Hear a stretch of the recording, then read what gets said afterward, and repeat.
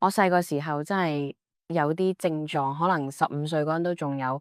你頭先講嘅嘢令我諗翻起嗰啲感受啦。要追溯翻去幼稚園嗰陣，我唔肯定係中班定高班，但係記得幫媽媽寫字，逐個字咁抄，慢慢一格一格咁抄。而且中文功課真係好恐怖嘅。我做功課嗰陣，成日嗌眼淚滴喺功課上，有時用擦膠擦錯字，結果擦爛咗本簿。校長仲話要退我學，真係試過想踢我出校，不過因為屋企有人有份量，先俾我留低。有時我自己都唔知嗰個算唔算係，但係有啲人好似一直喺旁邊攬住我，可能我好受唔住，平時完全撐唔住。我媽媽咧其實有產後抑鬱啦，只不過咧佢唔知自己有病，直至生完我家姐之後咧先去睇醫生。醫生話佢有抑鬱，但係佢接受唔到要食藥，就一直冇食，硬係當冇事。但係其實唔係咁，佢情緒經常好起伏，只係佢懶得理人啫。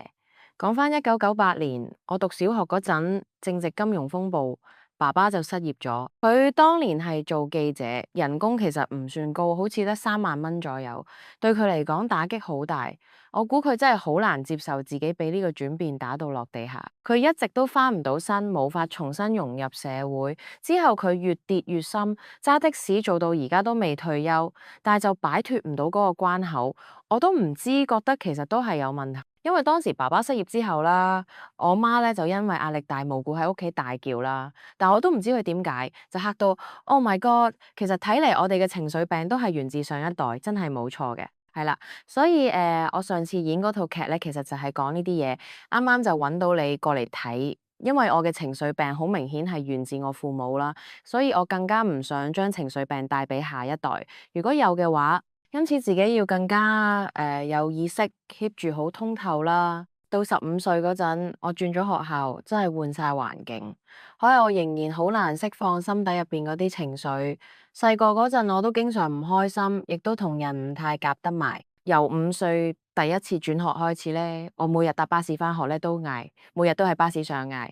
嗰陣我覺得好明顯啊，當時學校社群好混亂啦，好多唔同背景嘅人，仲有啲人會吸毒。我雖然讀女校叫好似係 Vienna，但係環境真係好複雜，我真係好驚。我入讀創意書院之後咧，就覺得好困惑，因為中四嗰陣咧，我從未拍過拖。其實我唔係真係中意女仔，但係因為之前喺女校，而家一轉去新學校就有啲男仔圍住我，但我完全唔識點同佢哋相處，都唔知佢哋會唔會接受我，所以好驚。後尾隔離班有個女仔行埋嚟，好似對我有啲意思嘅，女仔令我感覺比較安全嘅，就咁我就直接上前。其實我都有啲封閉，好似想話我唔適合你哋，但係又唔識點講，因為呢一段感情我同佢之間吵咗，最後分開，仲夾埋第三者，一切都好混亂。首先呢段關係令我情緒好唔穩定，嗰陣我哋完全唔知自己處於咩狀態，就係不停喊，嗰幾日真係喊到爆，點面對自己嘅唔開心都好難解釋。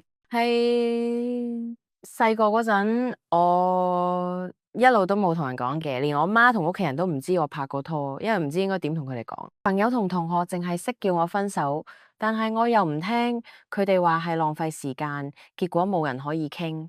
嗰段冇人陪伴嘅日子，我就成日一個人匿埋喊。長大後我就唔信再戴面具，唔開心嗰陣就揾嘢做，無論做乜都好，總之有嘢做就唔會淪陷喺情緒入邊。我覺得我以前都幾殘忍啊，完全唔識點樣處理自己嘅情緒，喺屋企又唔可以真係表露自己，但係又要做自己，好矛盾，好辛苦。屋企人同爸爸媽媽一樣咧，都好中意控制我，成日都揾唔到一個可以放鬆、可以發癲嘅空間。嗰陣我覺得好似冇朋友、冇友情、冇屋企人支持，自己都搞唔清楚㗎，究竟係咩狀態呢？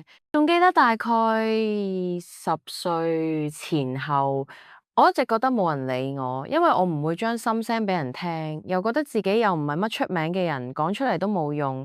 但係而家回想翻年輕嗰陣，真係幾心酸。一開始其實我都唔想睇醫生，因為喺中學嗰陣，大約中三到中四咧，咁學校社工已經截住我，發現我有啲問題啦，好似社交焦慮咁。佢哋同我講要試下呢啲治療，但係我根本唔會同同學講自己事，面對面仲尷尬，所以都唔想去。後尾佢哋就話要唔要試下交託俾我。但我自己打電話俾社工嗰陣真係好抗拒咯。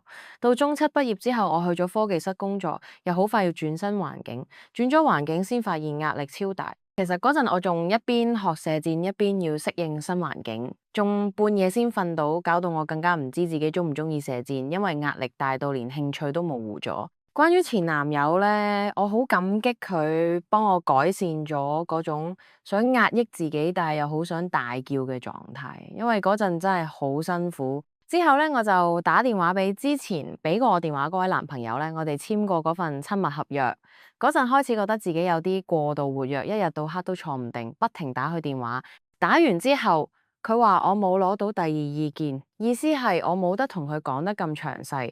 佢都想知道我究竟係點，但又擔心好似我喺青春期或者有啲成長障礙。佢未正式幫我診斷呢，就俾我再次陷入瘋狂症狀。於是呢，我先決定去睇醫生。醫生話我嗰陣係屬於青春期病，一開始俾咗藥我食，後尾又好似轉咗其他症狀先再調整治療。同你分享下啦，嗰段時間我其實係結過婚，好辛苦喎。點講好呢？以前我哋都係心甘情願咁踏入嗰段關係。佢喺我附近住，我就搬咗去。可能依家我哋仲係附近，我唔知仲有冇其他人啦。因為嗰陣我同佢識咗3個月就結咗婚。再之前呢，我同一個好中意嘅男朋友分手噶。咁當時我完全唔知自己做緊咩噶，嗰陣好溫暖噶。咁但係我估唔到咧，自己會咁快決定結婚咧，真係嚇咗自己一跳。嗰時我心好混亂，除咗話自己縮咗，我都唔知點答好。而家講翻我嗰個前度，佢都話佢接受唔到我會做魯莽嘅決定，所以佢唔信得過我。佢同我講啊，如果佢有咩事要做手術，佢都唔會俾我幫佢做決定。佢話我一有情緒就會做魯莽決定，唔係一個可靠嘅人。會唔會好傷心？梗係會，梗係好傷心。你可以話佢真係好後悔。其實我唔係好想留喺社交媒體度啊，就好似大家淨係擺出最好嗰一面俾人睇。我見到啲 post 心諗，哇，人哋咁幸福，生活得咁精彩，自己就好辛苦。其實我完全唔使用，都可以唔上。之前我冇刪 account，只係把 IG 個 app 刪咗。一來冇時間，二來想專心讀書，唔想日日睇到太多嘢。因為我有時控制唔到自己會去睇前度或者係朋友嘅 IG，諗到佢哋點樣，自己好容易胡思亂想，好辛苦，所以我就決定唔再睇。同埋我係完美主義者，出一個 post 要整好耐，揀相執顏色，再調又調，搞到最後唔想拍或者做其他嘢，又嘥時間又緊張，真係又麻煩又嘥時間。你有冇試過成日覺得自己情緒跌到谷底啊？其實我最近睇過個研究話，點解都市人每個月都會咁易抑鬱？原來係因為我哋成日俾太多開心嘅刺激洗腦，腦袋就要自動平衡，結果就反彈翻俾你一大堆唔開心嗰啲，搞到你唔會嗨到爆，反而易抑鬱。即係話開心過咗頭，腦就幫你整翻啲唔開心出嚟，令到你又嬲又抑鬱，成個 cycle 咯。多謝你哋每一位抽時間嚟到睇嚟到聽我哋嘅故事，有好多嘢我哋唔想發生，亦都改變唔到，但係我希望你哋唔好否定自己，又唔開心，記得接納自己，揾身邊嘅人，愛自己。